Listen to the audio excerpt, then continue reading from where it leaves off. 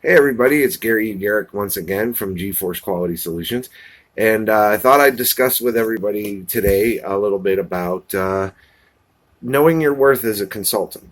And this subject been something I've been wanting to talk about for quite a while, but since I started this video vlog series, it's something I thought I could discuss today. And it's one of those items where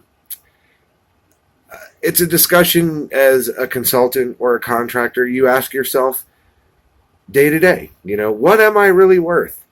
And it comes down to a simple question. What do you think your talents are worth?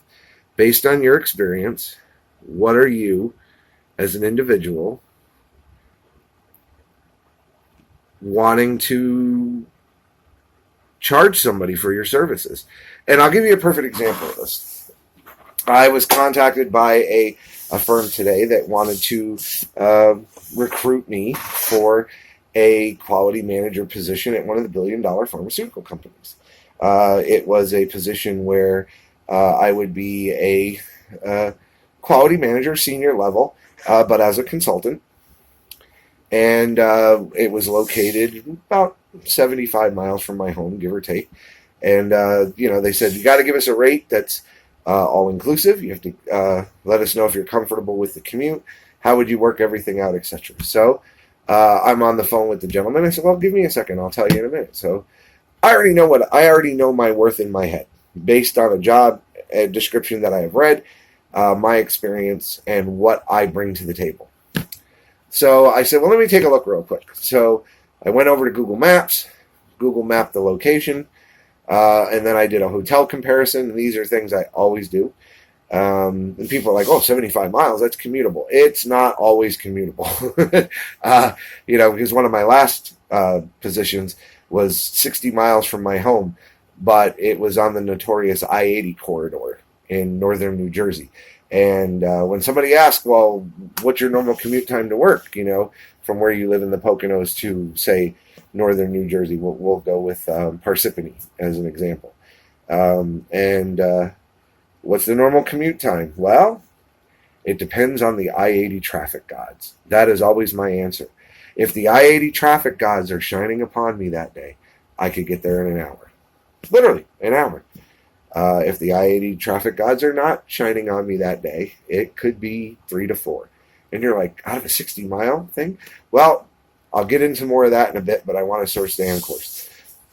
So going back, I said real quick, all right, I'm at 125 an hour, all-inclusive. That's based on the roles, responsibilities, whom the company was, and it was a billion-dollar profitable company. In fact, their net revenue profit was $11.4 million, because I was Googling that at the same time while talking to him. And he says, wow, your rate is really high. And I says, well, how would you say my rate is really high? I said, considering I just did a similar role and I was making in that range. I was actually making 120 an hour. And I told him that. And he was like, well, why do you think that this position is worth $5 more an hour? I said, I got to drive 15 more miles. So let's call it the 15 more mile tax. I said, if it makes you feel comfortable. And he says, well, I have a candidate that's willing to do it for 85. I said, great. You got a candidate willing to do it for 85. I said, present him. You're good. You got your candidate. 85 an hour all inclusive. This is nothing to sneeze at. I said, if they're comfortable with that rate, rock on. And this individual was like, you're willing to give it up that quick? And I said, absolutely. And he was like, why? And I said, because I know what I'm worth. I said, I'm not just some guy that looks good on paper. I said, I'm somebody who brings references from all of the people I have worked with in the past. Doctors, directors, vice presidents, C-suite members. I'm not somebody with just, I also have individual contributors and other consulting colleagues, but I have literally sat and had these conversations with other consultants, and I've discussed what I've charged for my services over the years, and they're like, why aren't you charging more? And I said, I don't charge more because I feel that the number I'm locked in at is a number that's comfortable for me. 120 an hour is nothing to sneeze at. I said, that's the equivalent if you go a whole year at no overtime, 40 straight hours. It's like 249,000 a year, I think it works out to be, give or take. But I said, that's a good salary. I said, there's nothing wrong with it.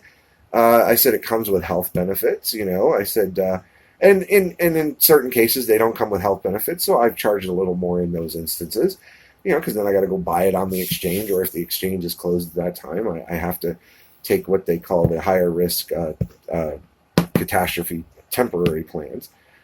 But I said, it's just simple economics. I said, your position's in an area where hotels average a cost of $170 a night.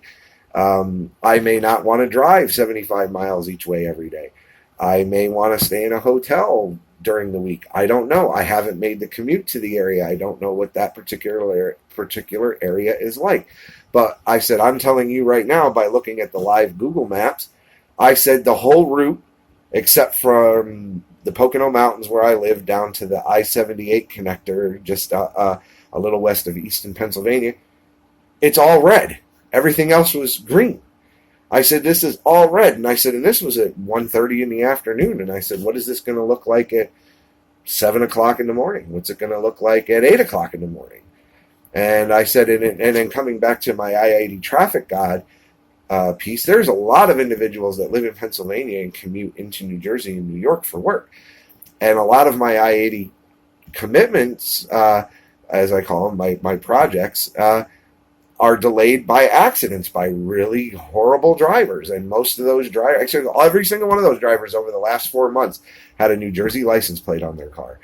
Of all the Pennsylvanians that come into New Jersey, like myself, I'm sitting there looking at cars in the accidents. New Jersey, license plates. New Jersey, license plate. Not once had I seen a vehicle in my commutes, whether to or from work, involved in an accident, have a Pennsylvania or New York plate.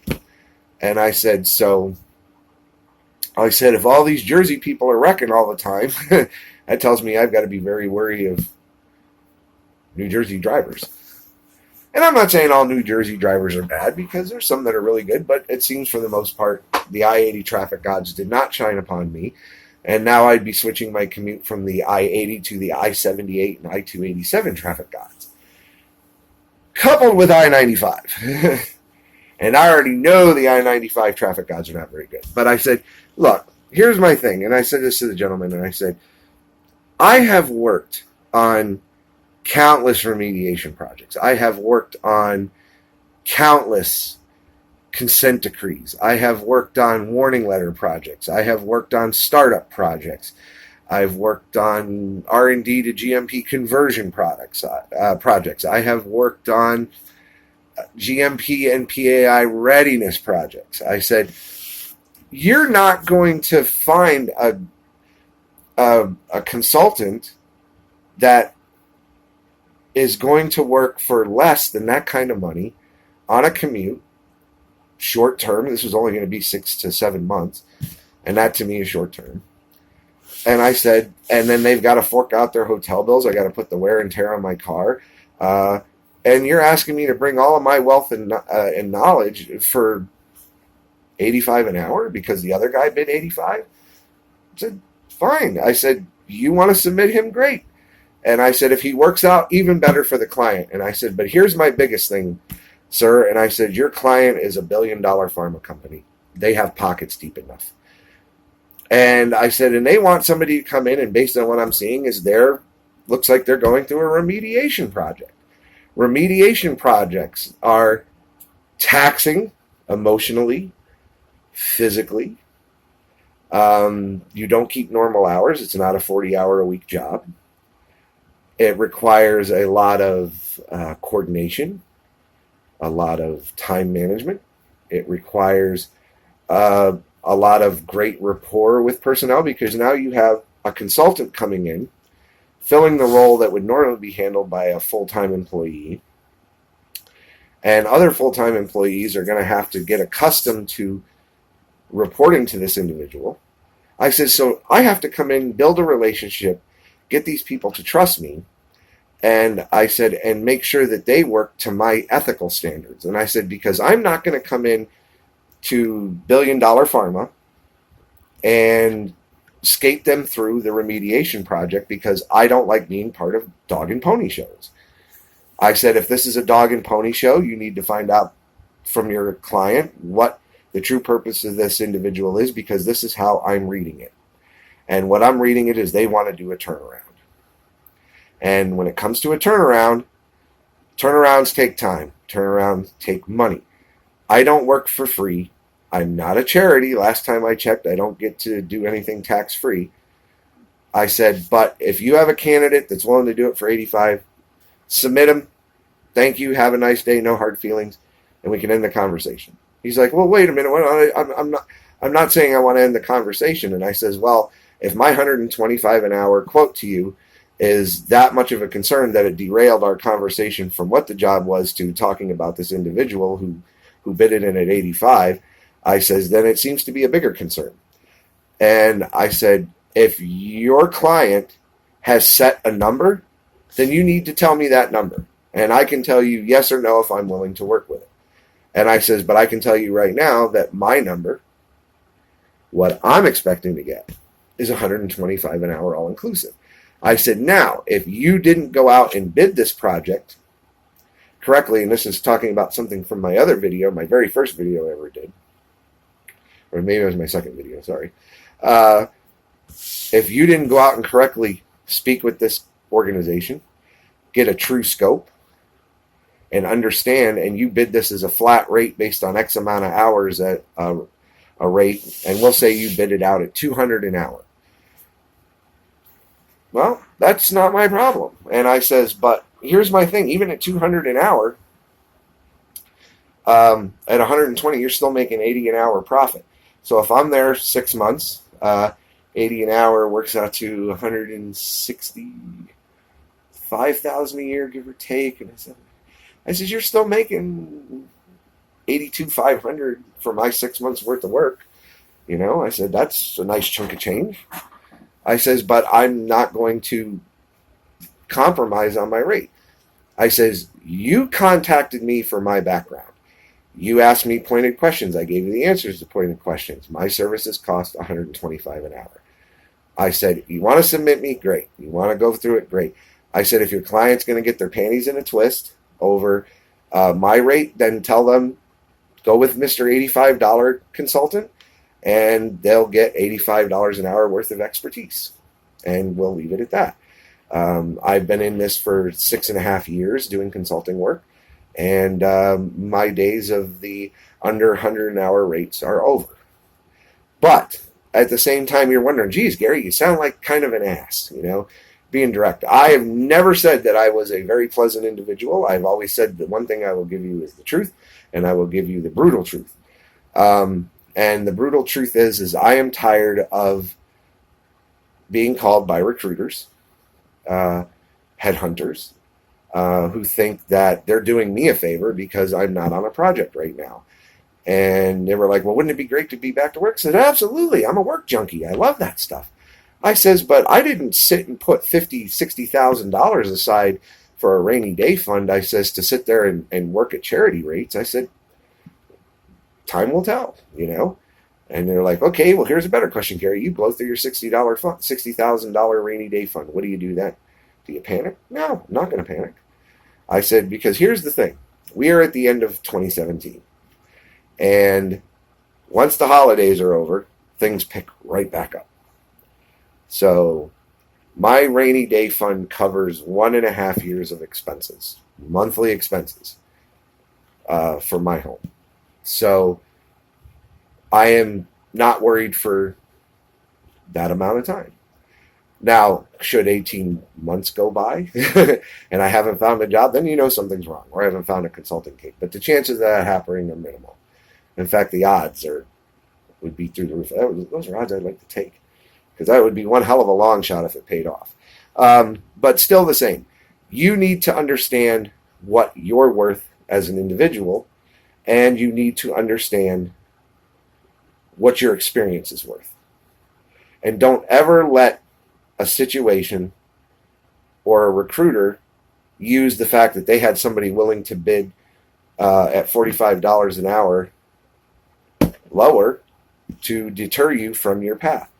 because for all I know, he's just using that as a tactic to make more profit on his side, because for something of that, he should have bid it out at somewhere between 175 and 200 an hour with a set bunch of hours. And if he did it that way, he's just looking to keep more profit. I'm sorry, I'm the one doing all the work. What are you doing? You're jumping on the phone with your manager client for a few things. You're doing some administrative paperwork, and that's entitling you to what exactly? So, look, you're asking me to come in and change a culture. I said, do you know how hard it is to change a culture for remediation? Do you know how hard it is to change a culture from R&D to GMP or PAI readiness? That early stages of commercial. I was like, it's not a walk in the park. It takes time. It takes a toll. And it takes a lot of patience. So know what you're worth. Make sure when you're dealing with that recruiter, you explain your worth, and make sure that you understand the client they're going to take you to. And if you, as a consultant, contractor, tech writer, whatever, you're working on a contracting basis or a consultant, you should know the billion-dollar pharmas. And you should know or have a general idea of their net profits. Net profits are after they paid all their taxes and everything, their net profits. And you should have a general idea, like you could be off between $1 billion, $2 billion, but if a company makes $6 billion and you say, oh, well, they're a $5 billion a year company, you're close enough. And Mr. $5 billion a year pharma can afford to pay you if they're making $5 billion in profit. So it's time for those of us that are the contributors, the consultants, to start taking these recruiters to task, to give us the money we deserve, to bring our experience to the table, to help their client, because once we come in the door and give the client the job they're looking for and put things back on track, it looks not only good for us as the individual, but also looks great for the organization that brought you in, whatever consulting agency, staffing, recruiting agency that may be. But at the same time, it's up to you to know what you're worth. I know, based on what I've read in that job description, and having just completed a similar job for a startup with less than 100 employees, and who was paying me $5 less an hour than billion-dollar company, that I'm worth $125 an hour to perform this particular project. And I know that no matter what, I'm bringing my A game to the table. And that's it, because I'm not going to go into a project half-assed, half-corked, whatever you want to call it. Excuse my French. I'm a very direct and blunt individual. But I am bringing them myself, my skills, my experience.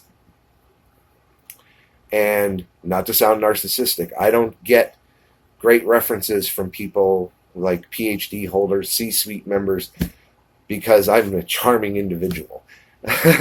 They give me those recommendations because I've shown to them I can perform in a crunch, I can take off running, and I show results quickly. And that's that. So next time you're approached by Mr. Recruiter, Mr. Staffing Agency, really have that discussion. And then if you have to, because they want to cut the discussion short, oh, yeah, we're going to submit you, whatever, pop in and send an email blurb and explain it. In fact, I'll read you the email blurb. Give me 1 second that I just sent to this individual. Won't name his name, won't name his company. I wanted to add something about my rate. I just finished a project with a startup R&D to GMP conversion with an employee size of less than 100, paying $120 an hour all in. They were not a $1 billion company like yours, or the client you represent, excuse me. This was an organization who was not only very silo in thinking and practice, but with a mindset of just make it work. It is no small feat to turn around an organization and doing this in 3.5 months with bringing on an entirely new QMS program and pushing them to have a more GMP mindset. It takes someone with strong leadership skills and the ability to understand the obstacles and mindset of the day-to-day worker as a contributor. When you discuss with this individual, I don't want them focusing on my rate. I want them focusing on what I bring to the table, which is a wealth of experience and a get it done the right way attitude. I am not just an individual with the knowledge. I am someone who coaches, mentors, and constantly builds team esteem and works to remove the obstacles, not make them worse or ignore they exist. I am, however, a very direct person who holds the FDA regulations at a very high standard with any and all projects, whether I manage the team, coach, mentor, guide, or just work as a contributor. I also instill the integrity of those regulations in any groups that I oversee. I have worked on too many remediation projects, and I want to be able to be with a team and a project that I can shape and form to the best quality team in the industry. The work is about more than corporate standards and practices. It is about honesty and integrity of each individual on the team, and that's the standard I bring to the table, in which why I ask for a rate of $125 an hour. I look forward to hearing back from you. Thanks for our conversation today. I know that you're a busy individual. Hope to hear from you soon. Sincerely, Gary Garrett. That's it. Plain, simple, and done. That's how I handle it. So whether this individual calls me or not, great. He wants to send over Mr. $85 an hour man, all more power to him. He wants to send me over, we get a call back and things move in a further direction. I will definitely keep you updated on that. But most of all, the lesson of this video is to know your worth and know how to explain your worth. Even if you can't get it out in the phone conversation, that is the great thing about the gift of the internet and email. It always gives you another platform to expand upon your conversation. So I hope you learned more from this. If you have questions or concerns, reach out to me here on YouTube or on LinkedIn, or shoot me an email at gforcequalitysolutions@gmail.com. Thank you and have a great day.